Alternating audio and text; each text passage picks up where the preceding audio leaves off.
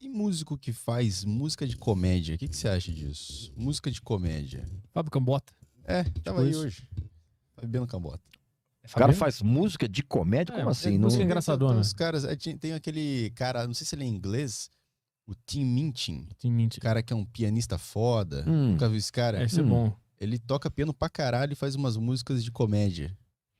Eu acho totalmente sem graça isso, cara. Eu sou de uma época em que a gente fazia um tipo de humor, as pessoas faziam um tipo de humor que era realmente engraçado. Eu não consigo entender, por exemplo, quando surgiu esse fenômeno do stand-up comedy aqui no Brasil, eu não consegui entender por que isso fez tanto sucesso, cara, porque todos os comediantes que eu vi, todos eram desprovidos de humor.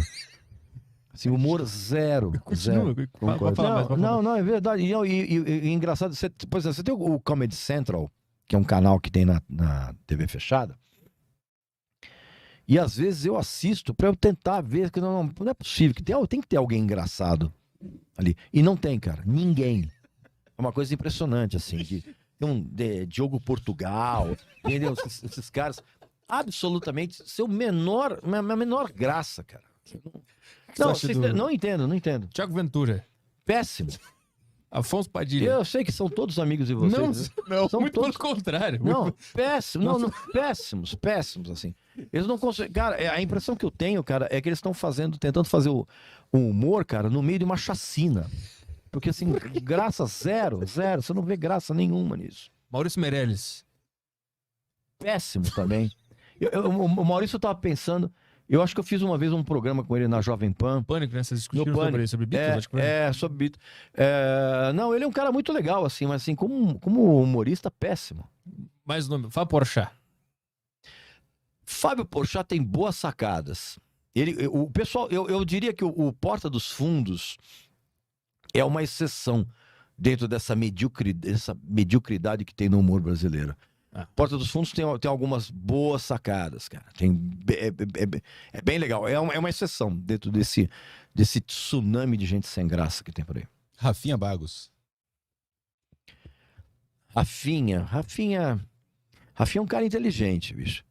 Mas ele não só não é engraçado, como ele... Bom, ele se deu muito mal, né, cara? Ele tentou fazer graça de um negócio. E a premissa que eu tenho, eu sou um cara de 61 anos.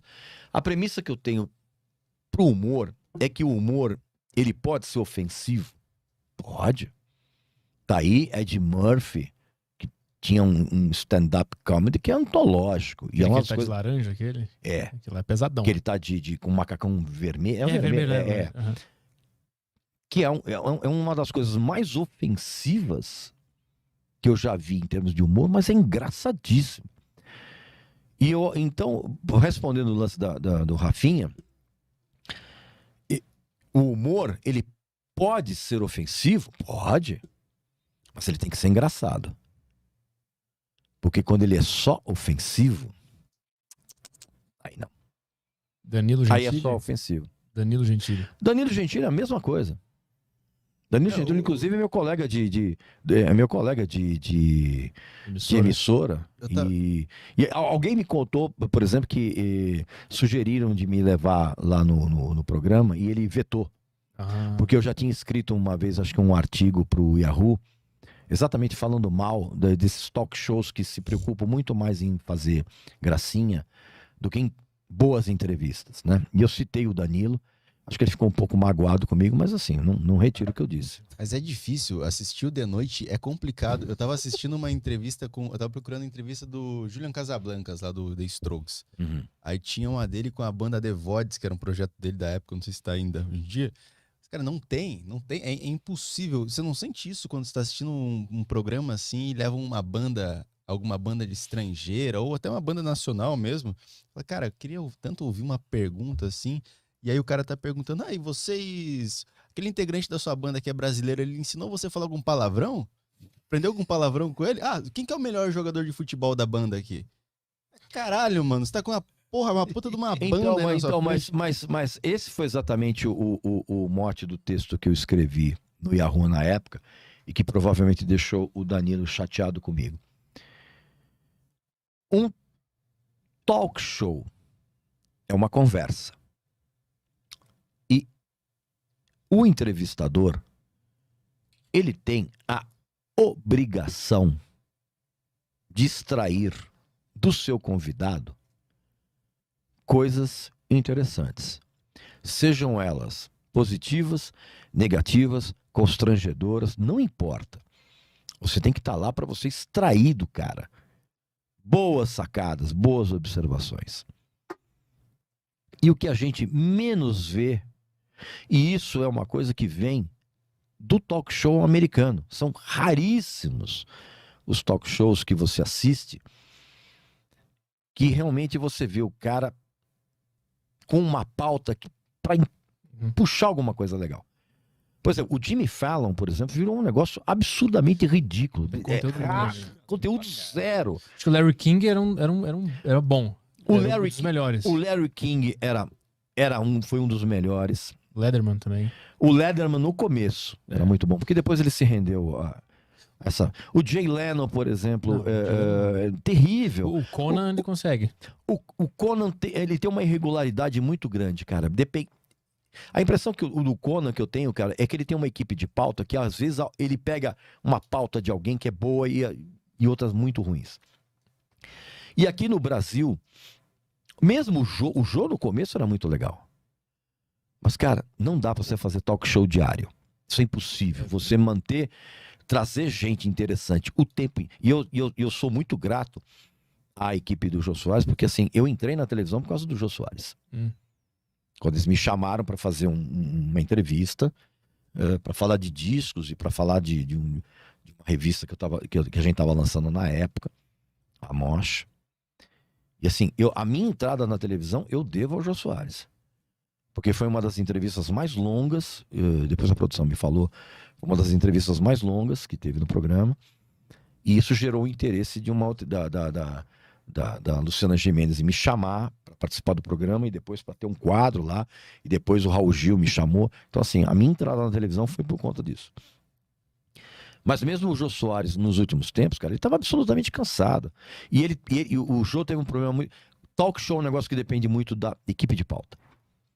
E quando o Jô perdeu o Max Nunes, já era. Então todos esses outros talk shows, Danilo, Rafinha... quem mais? Acho que não. No Brasil não tem, né? Não tem mais. Tinha o do Porchat, né? Que ele fazia. Tinha o do Porchat, que era ruim. Que era muito ruim, cara. Por quê? Porque ali era o Porchat sozinho, cara, com uma equipe de pauta fazendo perguntas pseudo-engraçadinhas, cara. Tem o da Tata Werneck, que é na Multishow. Então, cara, ali eu acho péssimo. Primeiro porque eu não entendo o que a Tata fala. A Tata tem problema de dicção. A Tata precisa realmente de um fonoaudiólogo. Muito. Porque assim, ela fala de uma maneira tão atropelada que você fica na dúvida mesmo do que ela falou. E é um programa que ali, cara, é único e exclusivamente feito para obter resposta engraçadinha. Para ter interatividade engraçadinha.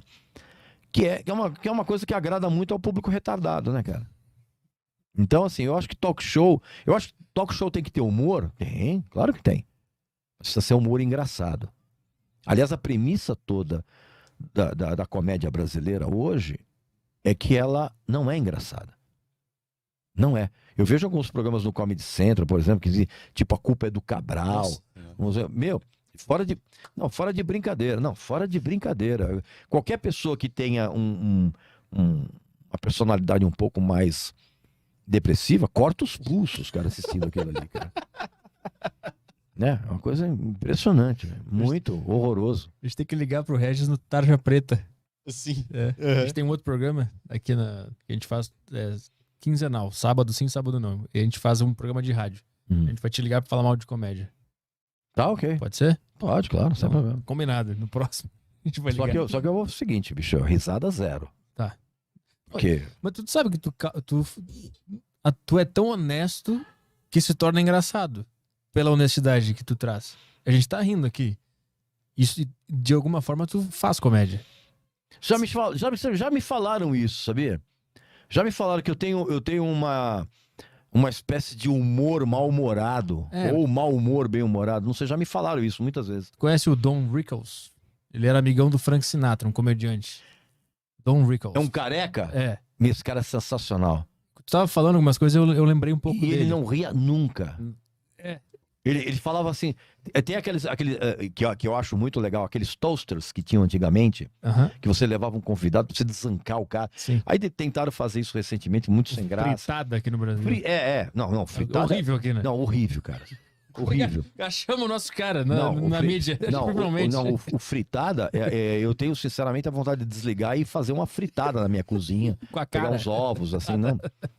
Meu, não, péssimo. Agora, essas fritadas que tinham nos anos 70, cara, tem uma do Peter Falk. Eles estavam fritando o Sinatra. E aí chamaram esse cara, que é sensacional, Don Rickles. e chamaram o Peter Falk, cara. E ele subiu no palco de Columbo, com o capote. Meu, de um cinismo impressionante. E eu sempre cito esse stand-up do Eddie Murphy, que é uma das coisas mais ofensivas e engraçadas que eu já vi, cara.